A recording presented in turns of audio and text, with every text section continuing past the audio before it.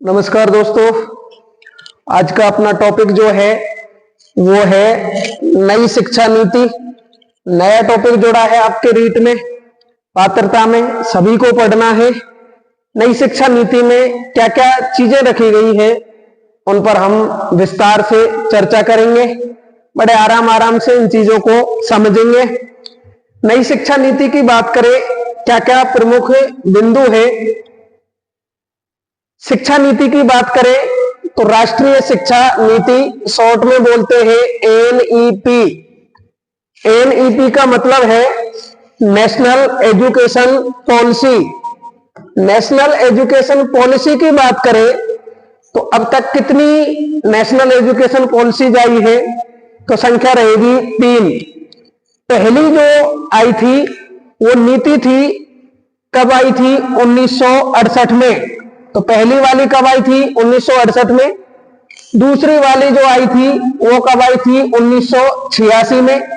ये फर्स्ट वाली हो गई, ये सेकंड वाली हो गई, और तीसरी वाली जो आई वो कब आई? 2020 में, 2020। अगर बात करें नेशनल एजुकेशन पॉलिसी की तो दोस्तों 1986 वाली जो है, कौन सी है? 86 वाली, उसका स्थान लिया है किसने? 2020 वाली ने। सबसे पहले जो आई थी 1968 में आई थी, और ये आई थी किसके समय? इंदिरा गांधी के समय। किसके समय आई थी दोस्तों? इंदिरा गांधी जी के समय आई थी। अगर बात करें इस नीति की 68 वाली की, तो इसका जो सिफारिश की थी, सुझाव जो दिए थे, उसके लिए एक आयोग था। कौन सा? कोठारी आयोग। कौन सा आयोग था दोस्तों? कोठारी आयोग। अगर बात करें 1986 वाली की, तो ये आई थी राजीव गांधी जी के समय। किसके समय आई थी दोस्तों? उस समय हमारे प्रधानमंत्री हुआ करते थे राजीव गांधी। तो राजीव गांधी जी के समय कौन सी आई? दूसरी वाली नीति आई। और बात करें कौन सी की? तीसरी की, तो ये किसके समय आई है? तो 2014 से हमारे प्रधानमंत्री कौन है? नरेंद्र मोदी जी। और नरेंद्र मोदी जी के समय ये नीति आई कब? 2020 में, राष्ट्रीय शिक्षा नीति। अब अगर बात करें पहली जो शिक्षा नीति थी हमारी, पहली शिक्षा नीति के बाद बात करें 68 की बात थी, ये कब की है? 86 की। कितने वर्ष का अंतर है? तो कितने का है भाई? 18 वर्ष का। कितने वर्ष का अंतर है? 18 वर्ष का। यानी कि यहां से यहां तक अंतर देखें तो कितने वर्ष का है? 18 वर्ष का क्या है? अंतर है। यहां अगर बात करें 1986 से 2020 की, तो कितने वर्ष का अंतर है भाई? 34 वर्ष का। अगर आपसे प्रश्न पूछा जाए कि ये जो शिक्षा नीति आई है हमारी, कितने वर्ष बाद आई है? 34 वर्ष बाद आई है। अगर बात करें राजीव गांधी जी की, तो राजीव गांधी जी के जो नीति दी थी 1986 की, इसमें क्या हुआ था? संशोधन। क्या हुआ था भाई दोस्तों? संशोधन। और संशोधन जो हुआ था वो कब हुआ था भाई? 1992 में। कब हुआ था? 1992। और इस समय प्रधानमंत्री जो थे वो थे नरसिम्हा राव। कौन थे भाई? इस समय जो प्रधानमंत्री हुआ करते थे वो थे नरसिम्हा राव जी के समय इसमें क्या हुआ? संशोधन। अगर बात करें इसमें जो जीडीपी का कुल खर्च रखा गया था, वो जीडीपी का कुल खर्च था कितना? 6%। कितना था दोस्तों? 6%। और नई शिक्षा नीति जो हमारी आई है, इसमें भी जीडीपी का खर्च जो रखा है वो कितना रखा है? 6% खर्च किस पर किया जाएगा? शिक्षा पर खर्च किया जाएगा। अब दोस्तों पहली शिक्षा नीति हो गई, दूसरी और तीसरी। पहली कब आई? 1968 में आई थी। उसके बाद 86। आप ऐसे भी याद रख सकते हो, यहाँ 68 है, 68, यहाँ कितना है? 86, मतलब आगे पीछे इनको कर दिया। 34 साल बाद 2020 में 2020 कौन सी शिक्षा नीति आ गई? राष्ट्रीय शिक्षा नीति 2020। अब एक बात और समझना, ये बात करें ये कौन सी शताब्दी थी भाई? ये शताब्दी थी कौन सी? 20वीं शताब्दी। कौन सी शताब्दी थी? 20वीं। और ये कौन सी शताब्दी है दोस्तों? 21वीं शताब्दी। कौन सी है? 21वीं शताब्दी। तो ध्यान रखना, 21वीं शताब्दी की पहली शिक्षा नीति पूछे तो कौन सी होगी? राष्ट्रीय शिक्षा नीति 2020। तो ये कौन सी है भाई, 20वीं शताब्दी में कितनी आई, 2 शिक्षा नीति आई। एक कौन सी आई, 1968 वाली आई, और एक कौन सी आई, 1986 वाली आई। पर 21वीं शताब्दी की पहली शिक्षा नीति जो होगी वो कौन सी होगी, राष्ट्रीय शिक्षा नीति 2020 होगी।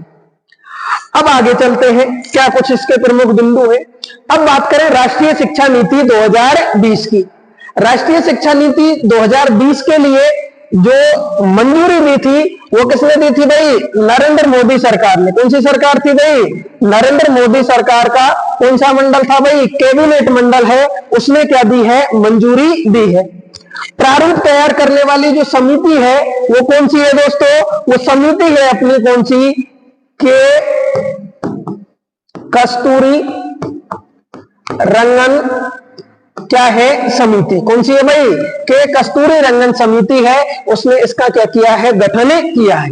हालांकि इसके लिए 2015 में भी अलग से एक समिति गठन करने की पहल की थी, जिसके अध्यक्ष जो थे सुब्रमण्यम थे, उनकी क्या हो जाती है, मृत्यु हो जाती है। उसके बाद जो समिति बनी जिसने इसका प्रारूप तैयार किया वो कौन सी थी, के कस्तूरी रंगन समिति। अब इस समिति की अगर हम बात करते हैं तो ये समिति जो है, और इसको लागू करने वाला पहला राज्य कौन सा था, तो इसको लागू करने वाला पहला राज्य कौन सा है, हिमाचल प्रदेश। कौन सा भाई, हालांकि कुछ जगह इसका आंकड़ा कर्नाटक भी मिलता है, पर ज्यादातर जो है सोर्सेज में क्या है, हिमाचल प्रदेश इसका क्या है, लागू करने वाला क्या है, पहला राज्य है। स्थान लेगी कौन सी शिक्षा नीति का, तो हमारी जो राष्ट्रीय शिक्षा नीति कौन सी है भाई, 1986। कौन सी है भाई, NEP 1986 का क्या लेगी, स्थान लेगी। और वैसे कौन से नंबर की है, भारत की तीसरे नंबर की शिक्षा नीति है। पर अगर बात करें 21वीं शताब्दी की कौन सी है, पहली। कौन सी है भाई, 21वीं शताब्दी की पहली क्या है, नेशनल एजुकेशन पॉलिसी। अब वैसे बात करें, वैसे कौन सा क्रम है, तो क्रम के अनुसार कौन सी है, तीसरे नंबर की। कौन से नंबर की है, तीसरे नंबर की है। पर 21वीं शताब्दी की कौन सी है, पहली शिक्षा नीति है। उसके बाद बात करते हैं आगे जो है, अब जो समिति बनी कौन सी, कस्तूरी रंगन समिति। कौन सी है भाई, कस्तूरी रंगन समिति। इस समिति की बात करें तो इसमें सदस्य कितने थे, तो एक तो क्या था, अध्यक्ष। क्या था भाई, अध्यक्ष, जो स्वयं कौन थे, के कस्तूरी रंगन। प्लस में बात करें किसकी, सदस्यों की। किसकी बात करें, सदस्यों की। ध्यान रखना 2 आंकड़े मिलते हैं, एक तो मिलता है 8 और एक क्या मिलता है, 11। क्या मिलता है भाई, 11। बहुत सारी किताबों में ऑथेंटिक ये वो चीजें, उसमें 8 भी मिलता है और क्या मिलता है, 11 मिलता है। अध्यक्ष कौन है, के कस्तूरी रंगन। कौन है भाई, के कौन है, कस्तूरी रंगन इसके क्या है, अध्यक्ष है। इसका गठन कब किया गया था, तो जून 2017 में इसका दोस्तों क्या किया गया था, गठन किया गया था। बात करें कब की, रिपोर्ट प्रस्तुत की, तो रिपोर्ट प्रस्तुत की अपनी 31 मई 2019 को। कब की थी भाई, 31 मई 2019 को अपनी रिपोर्ट प्रस्तुत की थी। और इसको जो मंजूरी मिली थी, क्या मिली थी भाई, मंजूरी मिली थी, वो मिली थी 29 जुलाई 2020 को। कब मिली थी भाई, 29 जुलाई 2020 को इसको मंजूरी मिली। केंद्रीय कैबिनेट में भी उस समय मंत्री हुआ करते थे रमेश पोखरियाल। कौन थे भाई, रमेश पोखरियाल उस समय क्या थे भाई, मंत्री थे। और इन्होंने इसको क्या दी थी, मंजूरी दी थी। इस समिति का उद्देश्य क्या था, तो इसकी बात करें तो इसका उद्देश्य था NEP 2020 की क्या करना है, रूपरेखा क्या करनी थी, तैयार। क्या करनी थी भाई, यानी कि हमारी जो नेशनल एजुकेशन पॉलिसी 2020 है उसकी रूपरेखा तैयार करने के लिए कौन सी समिति तैयार की गई थी भाई, के कस्तूरी रंगन समिति तैयार की गई। अब इसके कुछ उद्देश्य रहे, क्या रहे दोस्तों, उद्देश्यों की बात करें तो इसमें शिक्षा में क्या है, रचनात्मक सोच। क्या है, सोच कैसी होनी चाहिए, रचनात्मक, बच्चे में तार्किक क्षमता का क्या हो, विकास हो। बच्चा नई नई चीजों के बारे में क्या करे, खोज करे, उनका क्या करे, निर्माण करे। सृजनात्मकता को क्या दिया जाए, बढ़ावा दिया जाए। उस चीजों को इसमें शामिल किया गया। दिव्यांग बच्चों हेतु शिक्षा को क्या बनाना है, आसान बनाना है। यानी कि समावेशी शिक्षा की बात की गई है। किसकी बात की गई है, समावेशी शिक्षा की। यानी कि जो दिव्यांगजन है उनको भी क्या लाना है, समान लेके आना है। भारत को वैश्विक ज्ञान में क्या बनाना है, महाशक्ति। यानी कि विश्व पटल पर अगर देखें तो भारत का क्या होना चाहिए, ढंग का बोलना चाहिए। उसके लिए भारत से बहुत सारे, अब इसमें देखो जैसे कॉलेजेस वगैरह की जो चीजें रखी गई है, इसमें भारत के लोग जो है वो भी बाहर कॉलेज खोल सकते हैं। टॉप जो 100 यूनिवर्सिटी जो है वो भारत में अपना कॉलेज आदि खोल सकती है, तो उसको भी इसमें शामिल किया गया है। भारत में भाषाई बाध्यताओं को क्या करना है, दूर करना है। यानी कि भाषाई जो बाध्यता है उनको दूर करना है। जैसे इसमें भाषाओं की बात करें तो आगे हम बात करेंगे कि भाई 5वीं तक जो है अनिवार्य रूप से शिक्षा दे दी जाएगी मातृभाषा में। अगर आवश्यकता पड़ती है तो उसको 8वीं क्लास तक भी किया जा सकता है। जैसे बात करें 6वीं क्लास में वोकेशनल एजुकेशन जिसको बोलते हैं, व्यावसायिक शिक्षा जो है वो प्रारंभ की जाएगी। और 9वीं क्लास से बच्चा जो है वो कौन सी विदेशी शिक्षा का भी ज्ञान ले सकता है, वो चीजें भी शामिल रहेंगी। बालक में जरूरी कौशलों का क्या करना है, विकास करना है। जो भी जरूरी कौशल है जिनसे बच्चे का क्या हो, सर्वांगीण विकास हो, उनका क्या करना है, विकास करना है। अब इसकी कुछ क्या है, विशेषता है। क्या है भाई, विशेषता। जैसे ज्ञानात्मक, भावात्मक और क्रियात्मक। डीएस ब्लूम को जब हम पढ़ते हैं तो उन्होंने 3 आयाम बताए हैं। एक कौन सा है, ज्ञानात्मक है। कौन सा है भाई, ज्ञानात्मक। फिर कौन सा है, भावात्मक। क्या है, क्रियात्मक। मतलब सारी चीजें इसमें शामिल की गई है। बच्चा जो है जैसे किस प्रकार से परिभाषा का क्या किया जाए, निर्माण किया जाए, उदाहरण के द्वारा उन चीजों को समझाया जाए। ठीक है, बच्चा खुद करके सीखे, उन सभी चीजों को इसमें महत्व दिया गया है। मतलब अधिगम, मतलब इस प्रकार से बच्चे को सिखाना है। बालक के पूर्व ज्ञान के आधार पर नया ज्ञान देना है। देखो नई चीजें कोई भी आप बच्चे को सिखाओगे, नई चीज कैसी लगती है, अटपटी लगती है। बच्चे को पहले से कुछ चीजों का ज्ञान है। जैसे बच्चा खेल खेल में सीखता है। बच्चे से आप कोई चीज को पूछोगे, बच्चा उसको नहीं बता पाएगा। बच्चा क्रिकेट खेल रहा है, उससे आप पूछोगे बेटा कितने ओवर हुए, 1 ओवर हुआ, 2 हुआ, 3 हुआ, उन चीजों को बच्चा उससे बता सकता है इजी वे में। तो बच्चे को खेल खेल में शिक्षा देना और बच्चे को पुराना ज्ञान जो है उसके आधार पर ही नया ज्ञान क्या करना है, प्रोवाइड करना है। शिक्षा में समानता और समावेशी शिक्षा को बढ़ावा देना है। जैसे कि को एजुकेशन जिसको बोलते हैं, समावेशी शिक्षा। शिक्षा क्या है, सबके लिए समान है। लड़का लड़की एक समान है। जो दिव्यांगजन है, जो विशेष, जो आर्थिक रूप से जो लोग पिछड़े हुए हैं, सबको क्या लेके आना है, समान लेके आना है। नई शिक्षा नीति इस बात को कहती है। अगली बात जो इंपॉर्टेंट है, बाल केंद्रित शिक्षा। यानी कि शिक्षा अब कैसी है, बालक पर क्या है, आधारित। शिक्षा का केंद्र बिंदु कौन है, बालक। यानी कि बालक को सिखाते समय हर चीज में बच्चा क्या होना चाहिए, इन्वॉल्व होना चाहिए। जैसे अपनी शिक्षण विधि पढ़ते हैं, जैसे आगमन विधि। कौन सी है, आगमन विधि। उसमें क्या है, बच्चे को पहले उदाहरण दिए जाते हैं। क्या दिए जाते हैं, उदाहरण दिए जाते हैं। उदाहरण के आधार पर बच्चा जो है वो स्वयं परिभाषा का क्या कर रहा है, निर्माण करना है। मतलब बच्चा उसमें स्वयं क्या है, इंक्लूड है। अपसारी चिंतन। कौन सा चिंतन है, अपसारी। अपसारी चिंतन और मौलिकता जो है उसको क्या देना है, बढ़ावा देना है। बच्चे के अंदर जो ज्ञान है, बच्चे के पास ज्ञान तो है, उस ज्ञान को हमको क्या लाना है, बाहर लाना है। क्या लाना है, बाहर लाना है। अपसारी चिंतन को क्या करना है, विकसित करना है। बहुभाषावाद का समर्थन। एक से अधिक भाषाओं का समर्थन किया गया है। मतलब कहने का यह है कि बच्चे को मातृभाषा में सिखाया जाए, अलग अलग प्रकार की भाषाओं को प्राथमिकता दी गई है। पाठ्यक्रम का निर्धारण लचीलेपन के आधार पर होना चाहिए। यानी कि सिलेबस ऐसा होना चाहिए जो कैसा हो, उसमें लचीलापन हो, उसमें क्या करें, परिवर्तन की क्या रहे, संभावनाएं रहे। बच्चे को क्या है, बीच बीच में उसमें एग्जाम्पल के आधार पर बीच बीच में प्रश्न बच्चे से पूछे जाए, ऐसी चीजें होनी चाहिए। अनुभवात्मक शिक्षा पर क्या दिया गया है, बल दिया गया है। यानी कि शिक्षा कैसी होनी चाहिए, जो अनुभव पर क्या होनी चाहिए, आधारित होनी चाहिए।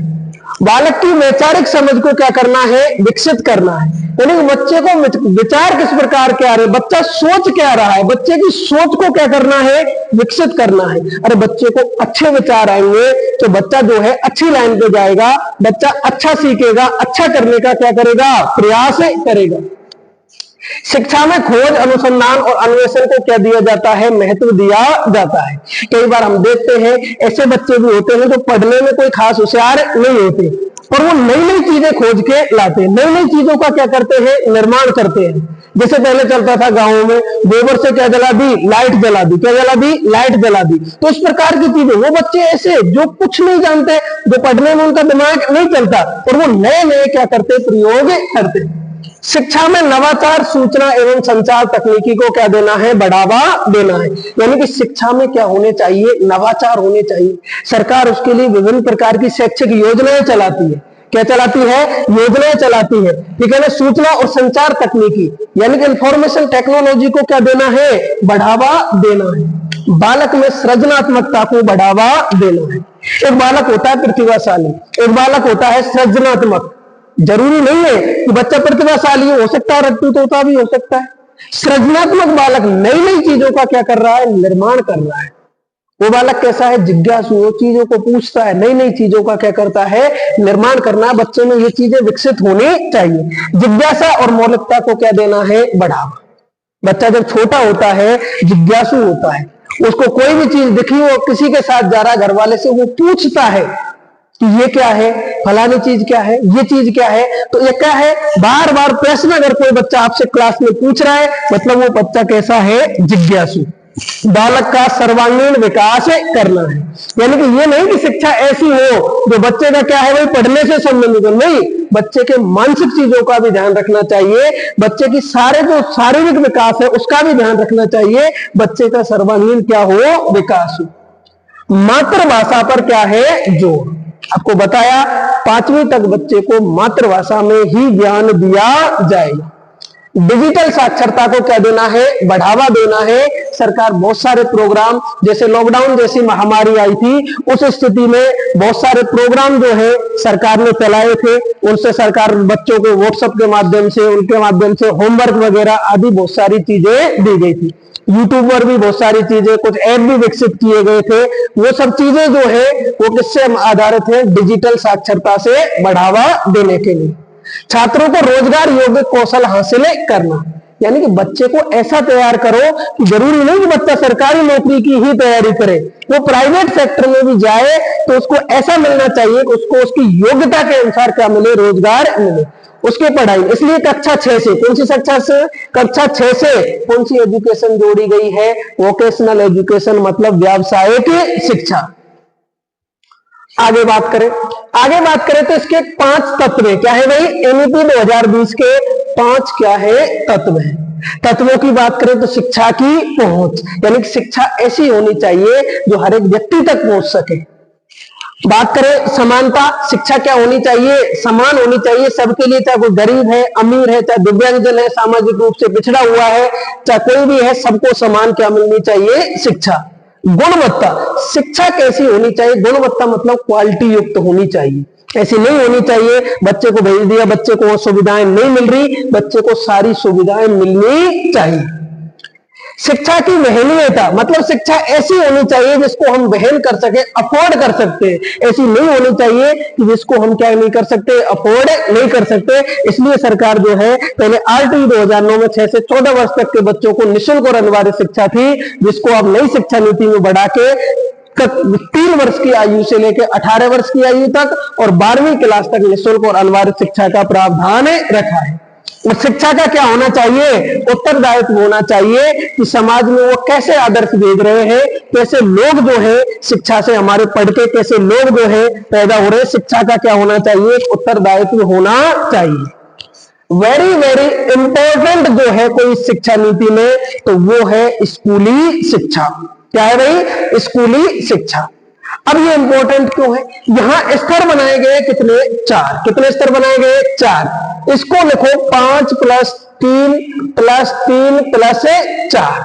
5 3 8 3 11 और 4 कितने हो गए, 15। कितने हो गए भाई, 15।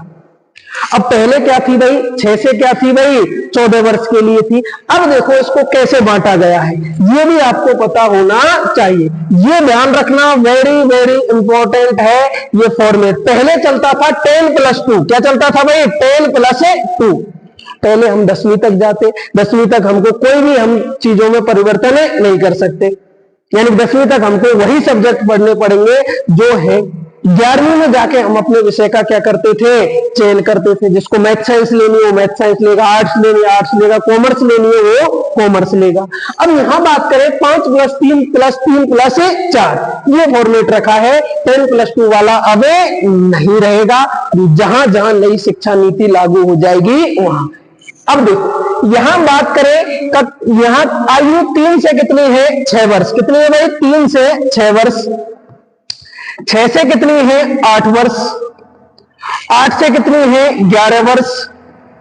11 से कितनी है, 14 वर्ष। और 14 से कितनी है दोस्तों, 18 वर्ष। कितनी है, 18 वर्ष। यानी कि शिक्षा जो दी जाएगी, यहां जो प्रावधान रखा गया है वो 3 से कहां तक रखा गया है, 18 वर्ष तक रखा गया है। जो आरटी 2009 में कितना था, वो था 6 से 14 वर्ष। अब यहां बात करें किसकी, बात करते हैं किसकी दोस्तों, और क्या चीजें हैं। अब देखो यहां बात करें किसकी, कक्षा की। किसकी बात करें, कक्षा की। पहला स्टेज जो है वो फाउंडेशन स्टेज है। कौन सा स्टेज है, फाउंडेशन स्टेज। उसके बाद कौन सा है, प्रीपेरेटरी क्या है, स्टेज, जिसको हम क्या कह सकते हैं, प्राथमिक स्तर। क्या कह सकते हैं, प्राथमिक स्तर। उसके बाद मिडिल स्टेज है, जिसको कह सकते हैं हम मध्य स्तर। क्या कह सकते हैं, और उसके बाद सेकेंडरी स्टेज है, जिसको हम कह सकते हैं माध्यमिक स्तर। दोस्तों क्या कह सकते हैं, माध्यमिक स्तर। अब यह ध्यान रखना, 3 से 6 वर्ष के जो बच्चे हैं उनकी कक्षा कौन सी होगी भाई, प्री प्राइमरी। कौन सी होगी, प्री क्या होगी, प्राइमरी होगी। जो कहां से मिलेगी उनको, आंगनवाड़ी केंद्रों से मिलेगी। कहां से मिलेगी भाई, आंगनवाड़ी केंद्र से मिलेगी। और अगर बात करें तो यहां प्री प्राइमरी आंगनवाड़ी, इसके लिए यहां क्या विकसित की जाएंगी, बाल वाटिकाएं। क्या विकसित की जाएंगी दोस्तों, बाल वाटिकाएं विकसित की जाएंगी। यानी कि जो शिक्षा मिलेगी इसमें बच्चे की क्या होगी भाई, इसमें बच्चे को क्या सिखाया जाएगा, खेलना सिखाया जाएगा। मतलब खेल खेल में क्या होगी, शिक्षा प्राप्त होगी। इसमें बच्चे को पढ़ाया नहीं जाएगा, इसमें बच्चे से कोई भी परीक्षा नहीं ली जाएगी, खेल खेल में बच्चे को सिखाना है। अब बात करें 6वीं से 8वीं की। किसकी बात करें भाई, 6वीं से 8वीं। यानी कि एक कक्षा कौन सी रहेंगी, पहली और दूसरी। कौन सी रहेंगी भाई, पहली और दूसरी। 8 से 11 वर्ष की बात करें तो यह कक्षा कौन सी रहेंगी, तीसरी से 5वीं कक्षा। अगर 11 से 14 वर्ष की बात करें तो यहां कौन सी होगी भाई, 6वीं से 8वीं कक्षा होगी। और 14 से बात करें तो यहां कौन सी होगी, कक्षा 9 से 12। अब जो हमारी 10+2 चलती थी वो अब नहीं रहा मामला। पहले हम 12वीं 11वीं में जाते थे जब हम विषयों का चयन करते थे। अब हम कौन सी क्लास में कर सकते हैं, कक्षा 9 में विषयों का चयन कर सकते हैं। आपको जो विषय चाहिए वो विषय आप ले सकते हो। अब बात करें किसकी, कौन सी बात करें भाई, प्रीपेरेटरी स्टेज, यानी प्राथमिक जो स्तर है। कौन सा स्तर है भाई, प्राथमिक स्तर। यहां जो शिक्षा दी जाएगी वो कौन सी दी जाएगी, मातृभाषा में दी जाएगी। कहां दी जाएगी भाई, मातृभाषा में शिक्षा दी जाएगी। अगर बात करते हैं कौन सी की, मिडिल स्टेज की, या जिसको बात करें मध्य स्तर की। किसकी बात करें, मध्य स्तर की। तो मध्य स्तर में जो शिक्षा दी जाएगी वो 6वीं से 8वीं क्लास की, और वर्ष कौन सा होगा, 1114। अब 6वीं क्लास में जब बच्चा जाएगा तो उसको वोकेशनल एजुकेशन मिलेगी। मतलब यहां कौन सी शिक्षा मिलेगी, व्यावसायिक शिक्षा का भी प्रावधान रखा गया है। पाठ्यक्रम में व्यावसायिक विषयों को जोड़ा जाएगा। अगर बात करते हैं कौन सी, 14 से 18 कौन सा स्तर है, माध्यमिक स्तर है। कौन सा है, माध्यमिक स्तर है। 9 से 12 है। और जब बच्चा 9वीं क्लास में जाएगा तो उसको विदेशी भाषा का ज्ञान भी, अगर वो चाहे तो ऐच्छिक विषय विदेशी भाषा भी ले सकता है। तो पूरा जो ये फॉर्मेट है बड़ा ही इंपॉर्टेंट है। प्रश्न पूछा जा सकता है कहीं से भी। स्कूली शिक्षा प्रारूप क्या है, 5 + 3 + 3 + 4। ये ध्यान रखना, ये होना चाहिए 5 + 3 + 3 + 4। अगर बात करें किसकी, फाउंडेशन स्टेज की, 3 से 6 वर्ष के लिए है, ठीक है ना, और 6 से 8 वर्ष के लिए है। 3 से 6 वर्ष के लिए प्री प्राइमरी, आंगनवाड़ी और बाल वाटिकाओं का गठन किया जाएगा। अगर बात करें 6 से 8 की तो पहली से दूसरी क्लास होगी। 8 से 11 की बात करें तो तीसरी से 5वीं क्लास होगी। यहां शिक्षा जो दी जाएगी कौन सी भाषा में दी जाएगी, मातृभाषा में। अगर बात करें मिडिल स्टेज की तो 11 से 14 वर्ष, 6 से 8 कक्षा होगी। 6वीं क्लास में जब बच्चा प्रवेश करेगा तो उसके लिए जो पाठ्यक्रम होगा उसमें कौन सी विषय होंगी, वो होंगी जो व्यावसायिक से संबंधित है, ठीक है ना। ताकि ये इसलिए इसको शामिल किया गया है कि जरूरी नहीं बच्चा सरकारी नौकरी ही लगे, इसमें आपको इंटर्नशिप भी करनी पड़ेगी। क्या करनी पड़ेगी भाई?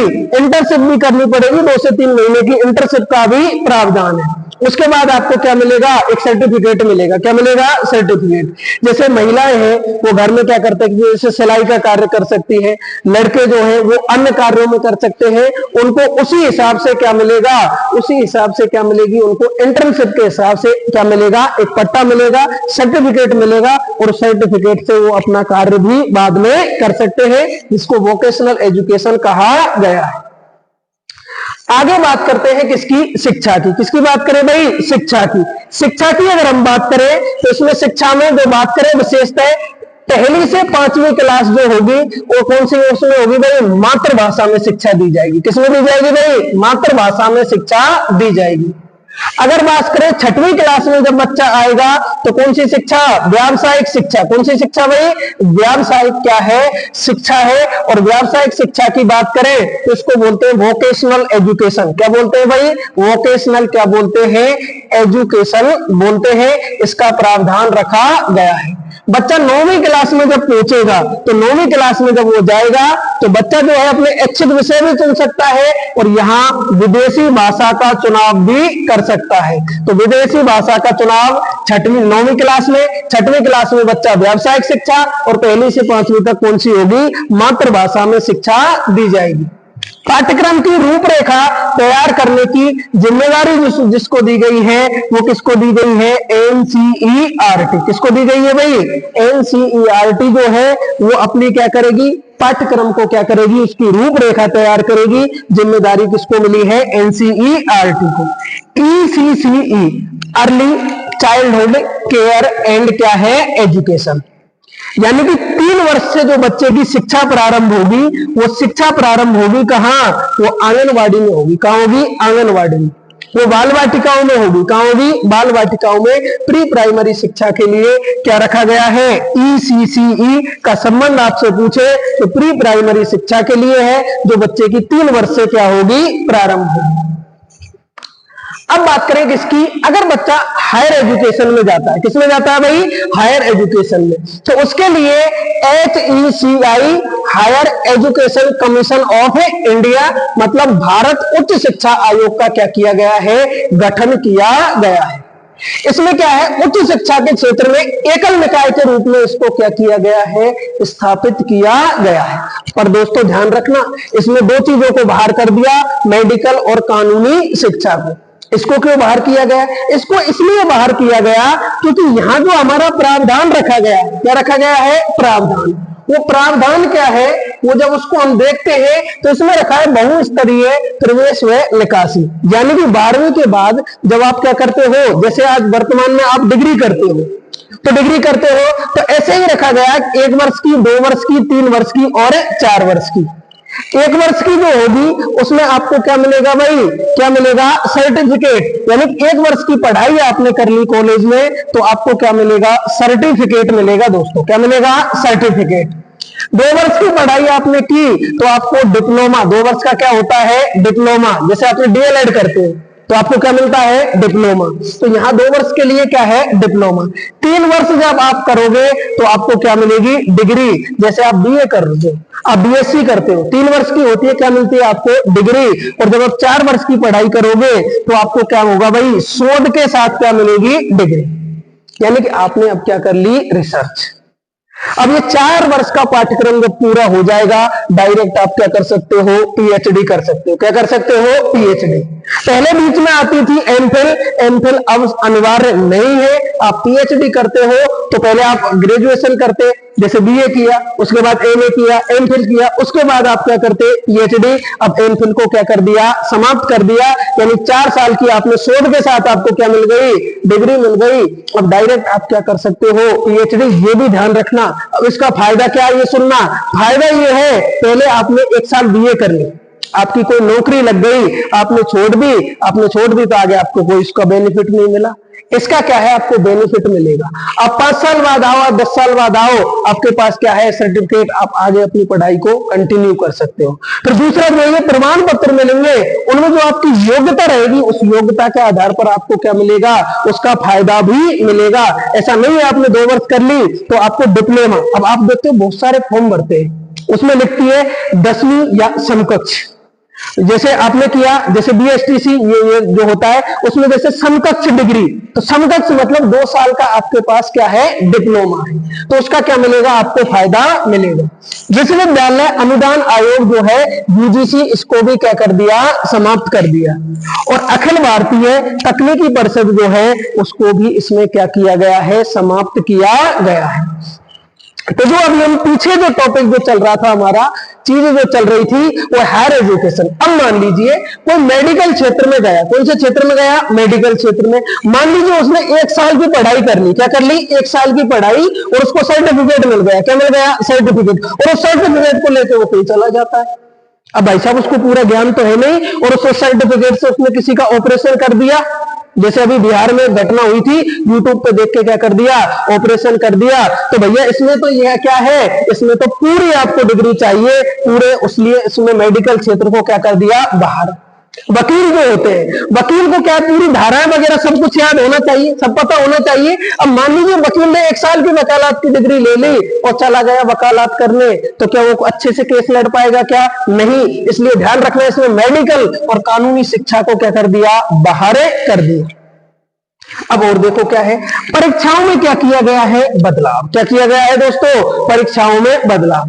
वर्तमान जो हमारी परीक्षा होती है वो कैसी होती है भाई, 1 वर्ष आपने पढ़ा तो आपको क्या मिलेगा, क्या मिलेगा भाई, उसका जो है मार्कशीट वगैरह मिलेगी। अब परीक्षाओं में क्या है, 10वीं 12वीं जो है अपनी बोर्ड परीक्षाएं जो है उनमें क्या किया जाएगा, बदलाव। अब क्या किया जाएगा, सेमेस्टर किया जाएगा। क्या किया जाएगा, सेमेस्टर वाइज किया जाएगा, जो कितने, हर माह में कितने होंगे, हर 6 माह में होंगे।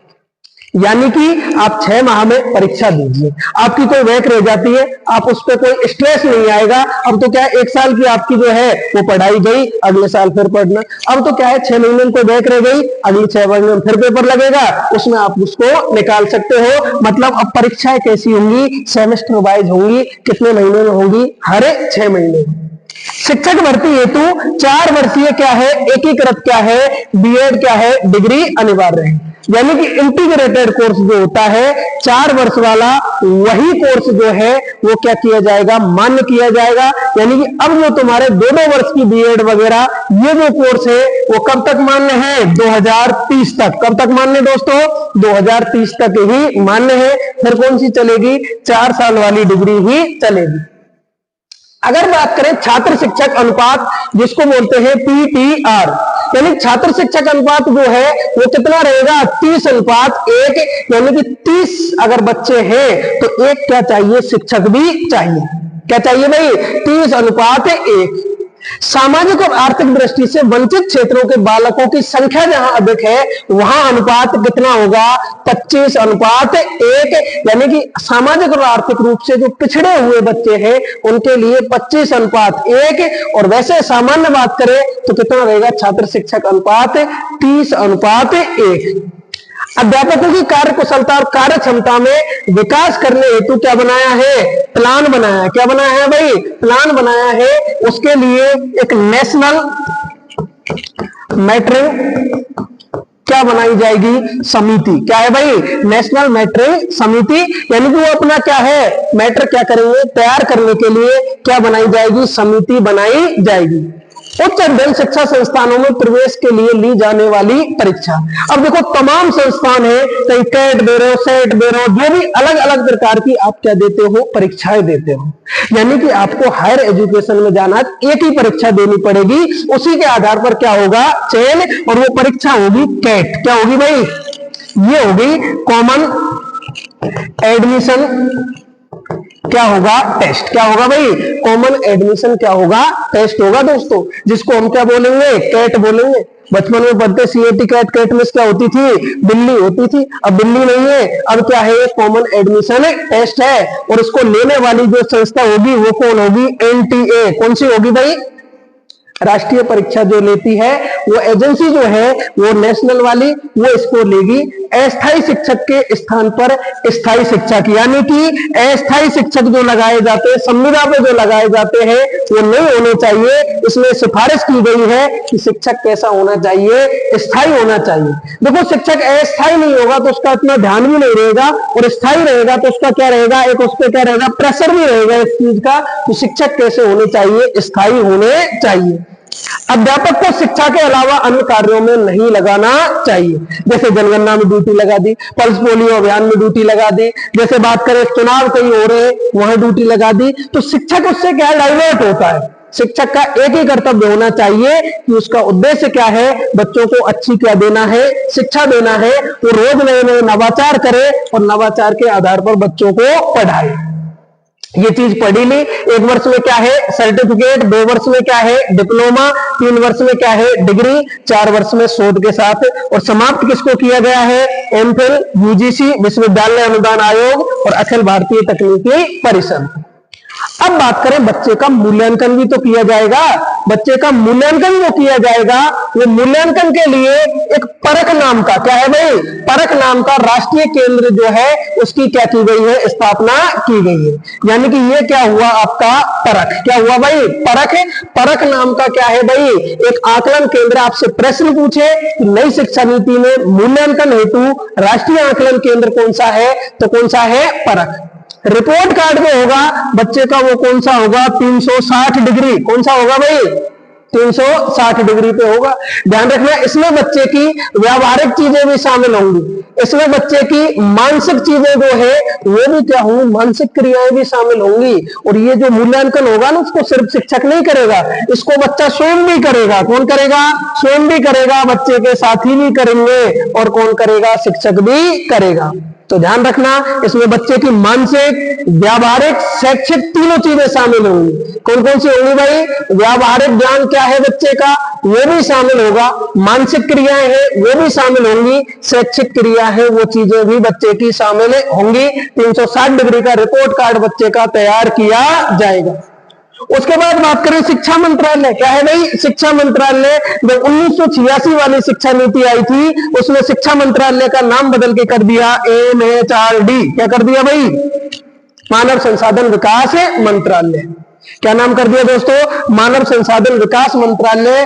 और बात की कब की, 17 अगस्त 2020 की। कब की बात थी दोस्तों, 17 अगस्त 2020 की बात थी। पर प्रधानमंत्री नरेंद्र मोदी जी जब आप लोग शाम को खाना खा रहे थे तो वो कह रहे थे कि शिक्षा में क्या है, बच्चों का शिक्षा के प्रति ध्यान आकर्षित हो, मंत्रालय का नाम क्या कर दो, शिक्षा मंत्रालय। 17 अगस्त 2020 को MHRD, मानव संसाधन विकास मंत्रालय। कौन सा था भाई, मानव संसाधन विकास मंत्रालय। और इसका नाम बदल के कब, 17 अगस्त 2020 को क्या कर दिया, शिक्षा मंत्रालय। क्या नाम कर दिया दोस्तों, शिक्षा मंत्रालय। अगली अगर बात करें व्यावसायिक शिक्षा, क्या है भाई, शिक्षक के लिए कुछ ऐसे घंटे हो जो कैसे हो, व्यावसायिक शिक्षा के लिए हो। और इसको बढ़ा के कितना कर दिया भाई, 50 घंटे ऐसी ट्रेनिंग मिल जाएगी इन टीचर को जो किससे संबंधित हो, व्यावसायिक क्या है, घंटे रहेंगे। ध्यान रख लेना कितनी है भाई, 50। कितनी है भाई, 50। 2035 तक व्यावसायिक शिक्षा के लिए प्रतिशत जो रखा गया है, वो लक्ष्य रखा गया है कितने का, 50% का। यानी कि व्यावसायिक शिक्षा के लिए प्रतिशत कितना है, 50। और व्यावसायिक शिक्षा के लिए घंटे भी कितने दिए जाएंगे, एक वर्ष में कितने घंटे, 50 घंटे दिए जाएंगे। शिक्षक के लिए राष्ट्रीय अध्यापक शिक्षा परिषद द्वारा 2022 तक राष्ट्रीय प्रोफेशनल मानक, जिसको बोलते हैं NPST, ये तैयार किया जाएगा। आगे बात करें, इस नीति के तहत वर्ष 2030 तक सकल नामांकन अनुपात जो है, जिसको बोलते हैं ग्रॉस एनरोलमेंट रेशो, जिसको हम शॉर्ट में बोल सकते हैं GPR, सॉरी GER, क्या बोल सकते हैं, GER, ग्रॉस एनरोलमेंट रेशो जो है उसका लक्ष्य कितना रखा गया है, 100% रखा गया है। यानी कि एक भी बच्चा छूटना नहीं चाहिए, सभी का क्या हो, स्कूल में दाखला होना चाहिए। उसके लिए सकल नामांकन अनुपात, जिसको बोलते हैं gross enrolment ratio, GER short में बोलते हैं। और ये लक्ष्य रखा गया है कितना, 100% होना चाहिए। आंकड़े भी सीधे सीधे पूछे जा सकते हैं। और बात करें अंतिम जो है राष्ट्रीय शिक्षा नीति में भाग कितने हैं? 4। अध्याय कितने हैं? 27। कितने हैं भाई? अध्याय कितने हैं? 27 है। अगर बात करें भाग 1 में कौन सी शिक्षा है? स्कूली शिक्षा। कौन सी शिक्षा है भाई? स्कूली शिक्षा। अगर बात करें भाग 2 में तो कौन सी शिक्षा है? उच्च एजुकेशन, मतलब हायर एजुकेशन जिसको बोले, उच्च शिक्षा। यानी कि ये तो कहां से होगी? आंगनवाड़ी से कहां तक होगी? 12वीं तक। कहां तक होगी? 12वीं तक। प्री प्राइमरी से लेके 12वीं तक होगी। उच्च शिक्षा जो है हमारी, वो उच्च शिक्षा कब होगी भाई? 12th प्लस के बाद की जो शिक्षा है वो उच्च शिक्षा होगी। और भाग 3 है, इसमें अन्य क्या है? विचारणीय क्या है? केंद्रीय मुद्दे हैं। और बात करें भाग 4 में, क्रियान्वयन की क्या है? रणनीति रहेगी। तो ध्यान रखना, स्कूली शिक्षा कौन से भाग में है? 1 में। 2 में क्या है? उच्च शिक्षा। 3 में अन्य केंद्रीय विचारणीय मुद्दे हैं। और भाग 4 की बात करें तो क्रियान्वयन की क्या है? रणनीति है। ये दोस्तों हमारी क्या है? नेशनल एजुकेशन पॉलिसी 2020, यानी कि राष्ट्रीय शिक्षा नीति 2020। अब दोस्तों मैं आपसे ये कहना चाहूंगा कि अगर आपको ये वीडियो पसंद आए, आपको लगा है कि आपको चीजें जो है वो अच्छे से पढ़ाई गई है, तो बस आपका इतना सा फर्ज है, एक तो वीडियो को लाइक करना है और कमेंट जरूर करना है नीचे कि वीडियो आपको कैसा लगा। अगर कोई कमी लगी हो तो उस कमी को भी आप बताइएगा। और सबसे बड़ी बात, चैनल को सब्सक्राइब करना है और वीडियो को ज्यादा से ज्यादा लोगों तक पहुंचाना है। यह आपकी जिम्मेदारी है। धन्यवाद, नमस्कार।